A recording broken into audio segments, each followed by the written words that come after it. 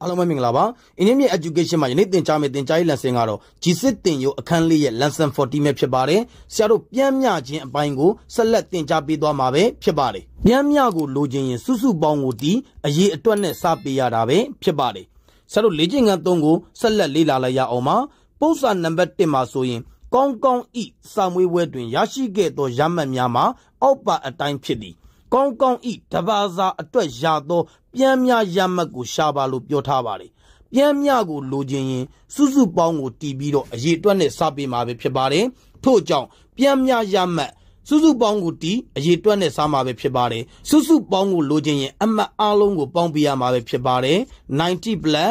93 plus 75 plus 80ပဲဖြစ်ပါတယ်အရေးအတွက်ဒီဆရာတို့၄ပါသာပါထို့ကြောင့်4ပဲဖြစ်ပါတယ်အားလုံးပေါင်းလို့ရရှိလာသောတန်ဖိုးသည်338ပဲဖြစ်ပါတယ်အရေးအတွက်ဒီ4ပါ338ကိုတီးပြီး4နဲ့စားလို့ရရှိလာသောတန်ဖိုးသည်84.5ပဲဖြစ်ပါတယ်ပြန်မြရမှတ်ကိုပြောပါဆိုရင်84.5မှတ်ပဲဖြစ်ပါတယ်ယနေ့သင်ကြားပေးခဲ့တဲ့သင်ကြားရေး lesson ကိုနားလည်လိမ့်မယ်လို့ထင်ပါတယ်အားလုံးကိုကျေးဇူးတင်ပါတယ်ရှင်လန်းချမ်းမြေ့ကြပါစေဗျာ